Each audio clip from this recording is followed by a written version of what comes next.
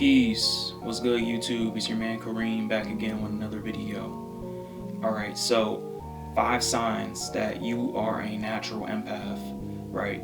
And when I say natural, I mean your affinity and your sensitivity in this area is higher than normal, right? This is what many people mean when they say natural empath, when they say you're an empath. And so I wanna make a disclaimer that everybody possesses psychic abilities, everybody possesses spiritual power, everybody has spiritual qualities in different forms because it's our nature to be spiritual, right? And in different forms, in different sensitivities, and in different expressions.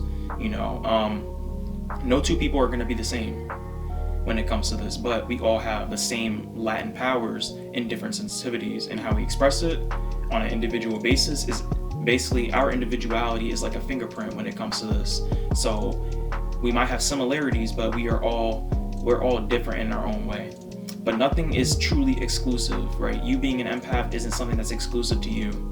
It's only exclusive to you depending on who you are and what your personality is. But that's where it ends, right? So it's not exclusive, and it's not about anybody being special, And I'm not here to feed your ego when I talk about this. This is just me explaining, what your abilities might be. So let's get into it, right? So the first sign that you're a natural psychic empath is that you're intuitively connected to your own energy. And in an intuitive fashion, meaning you can sense and you can feel everything that is right for you. You can sense and you can feel ways to get onto the right path, and you always seem to get there no matter what. You always seem to direct yourself onto the right path, or to find yourself in situations where you can intuitively feel for these things, and you always have the right direction, and you trust in that, and you generally find yourself doing those things, or you might have already been doing those things, and when you start to become more conscious of your abilities and you double check, you start to realize you were already doing those things to begin with. And so you're emotionally intuiting yourself, and you know what's good and bad for your emotional well-being, and you'll filter out by your own nature. You'll filter out things that are good and bad for you, people that are good and bad for you, places that are good and bad for you. You'll emotionally and intuitively filter this out.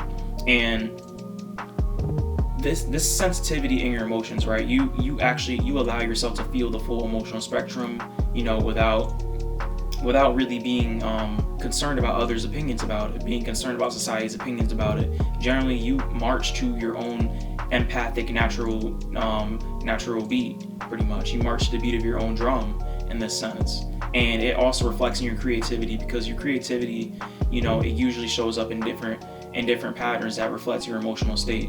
If you're an artist, all people can feel the amount of effort and emotion that you put into your work. And if you're a writer, people can feel that as well. Whenever you write things, it's like people can get taken into entirely different universes just off of reading your work, right? These type of things have happened to me because, I've been a natural empath, and as I became more in tune with my abilities, a lot of these things I just described in just this one point have happened to me personally, right? And so, yeah. So you're emotionally independent as well, and you don't really fall into society's expectations of you. And so you generally trust yourself more than you trust what society tells you to do. Society tells you how to act and how to feel about things. You trust yourself more than that. You essentially follow your heart most of the time. So that's the first sign that you're a natural psychic empath. The second sign is that you have a powerful sense of truth within you. And we all do, right? Everyone yearns for truth in some different way, shape, or form, because our natural state of being is that of truth and love and light, But to get there, we have to do different things, and inside of duality, to remember that and to get back to that. But you have a powerful sense of truth, and you stick to it no matter what. Even if you are at your worst, truth always matters to you, right? Even if you're out of whack, and you're not sticking to truth, you're going to do everything in your power to move back into that, because lies or distraction from the truth, they don't sit well with you. You always seek to close the gap with yourself, close the gap between the outer self and the inner self. You always seek to close that gap, whether it's consciously or unconsciously. You're always moving towards that. You have a strong sense of justice, when it comes to the truth, because you don't feel very comfortable with lies, or people lying to you in general. Now most people don't, yeah, but with an empath, because your sensitivity is so much higher, it hits differently. And because you have such a powerful sense of truth, you also have a powerful sense of trust, and so you entrust people a lot deeper than a lot of people normally would. But you can also, because you have that, you also have a higher discernment of who to trust and who not to trust. So that's why if somebody breaks that promise, they break that trust boundary, it hurts even more for you, because you're a lot more sensitive to it, because you actually weeded out whether that person was worth trusting or not. And so your sense of truth is very powerful. If you're not doing things that are in alignment with who you are, you're gonna unconsciously move towards doing things that are in alignment with who you are. You know, it's just your natural state of being. And so if let's say you want to be an entrepreneur, and you want to start like let's say you want to sell your art, but you're working as a waitress, or you're working as a waiter, right? You're going to actively align with selling your art, being an artist, way more and faster over time than somebody who's not naturally empathic, simply because of the fact that a part of you is going to yearn for being who you are, for closing that gap. And it knows that yes, while being a waiter or a waitress might serve you now, it's not going to serve you forever. And so you have a sense of truth in many different forms that realigns you and puts you where you need to be, and it doesn't allow you to lie to yourself either. And it's very strict with you in the same way that you're strict with others when it comes to them being truthful with you, and with you being truthful to others. And if you find yourself lying to others, you're also you also find ways to get back on track and to fix things immediately, right? And because it doesn't, those things don't sit with you. Lies coming from you and lies coming to you don't sit easily for you, and the lies that are being told in this matrix also don't sit well with you either. And so you might feel naturally drawn to help and heal the world's ignorance, help and heal the world's, from this age of ignorance, from this age of darkness. You might feel naturally drawn to doing that, and that's the second sign that you're a natural psychic empath. The third sign that you're a natural psychic empath is that you're able to pick up on the emotional energy of environments and people just by being in the vicinity or by observing them. And now this is the main thing people think of when they hear empath, but it goes a lot deeper than this, right?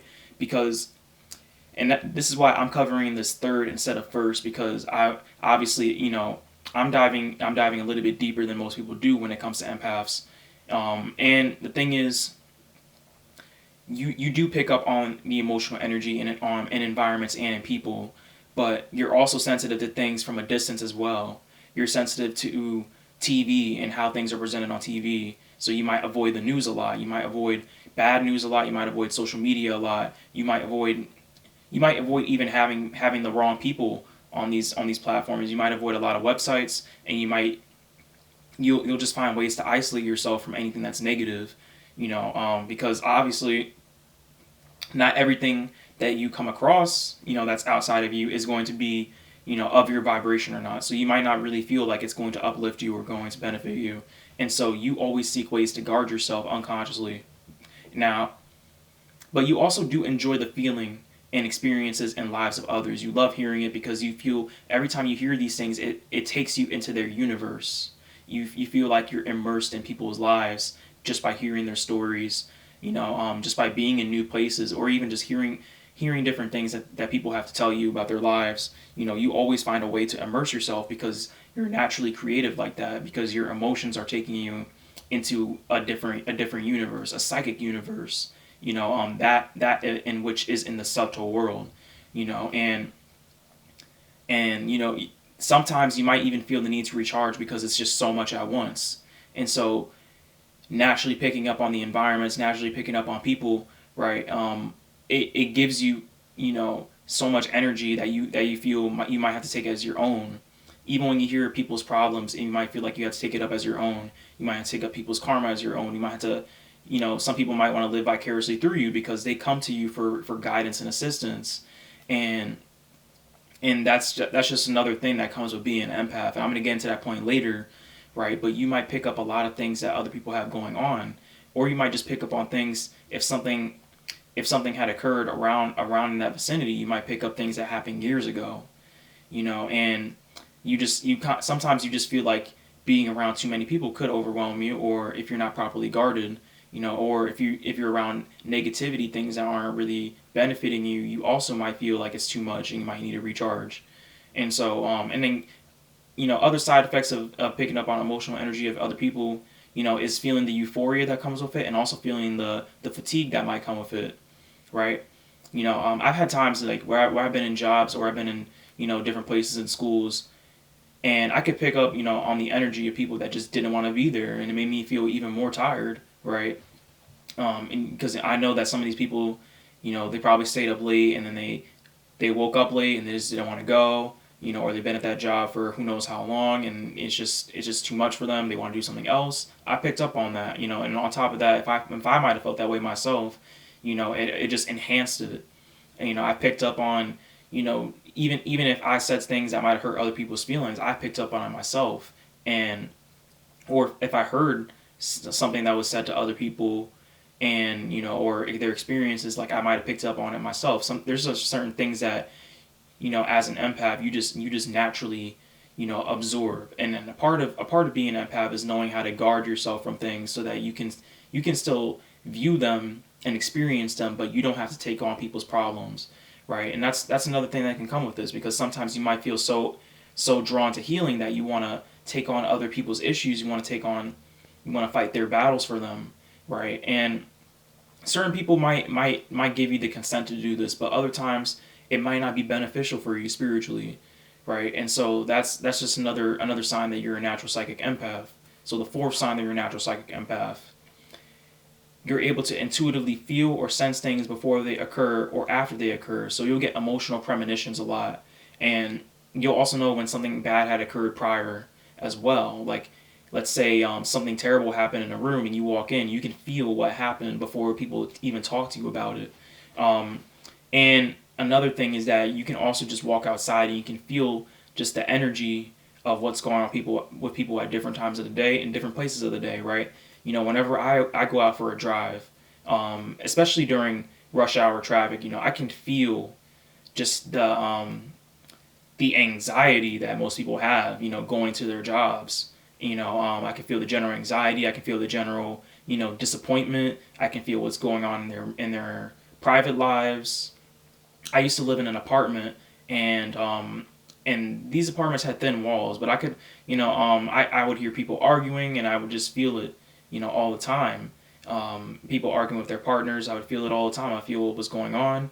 I could feel things that was going on apartments on the other side, and at first I wasn't able to determine whether it was me or not. And eventually I realized, okay, yeah, maybe all this stuff was going on. So where if you're not really in tune with this, you might not know whether something you're feeling is either you or somebody else, or what's going on around you. And so as a result, you might always feel like you have, emotional issues, mental issues. You might think you have a problem, and as a result, sometimes when people don't understand psychic empaths, they'll also just call them too sensitive, right? Especially if they take something and they feel like it's because certain things when it comes to being an empath is that when people tell you that you're too sensitive, they're also just in a way that's like a low form of gaslighting, because they're telling you not to trust how you perceive things in your own way of truth. And so a lot of empaths feel like they can just shut down parts of themselves because all they've been told is that they've been too sensitive, right? And I will say, being an empath is something that's commonly associated, with the feminine energy, and but even so, this can still be masculine in and of itself. Masculine, not just meaning male, divine masculine, but it's also just it's something that's meant to apply to people universally. And so the masculine side of the natural psychic empath is really just understanding things, and being able to separate them, and logically look at them. That's the divine masculine way of looking at it, rather than falling too deep into the feminine side of it and not necessarily being able to evaluate what's going on with you.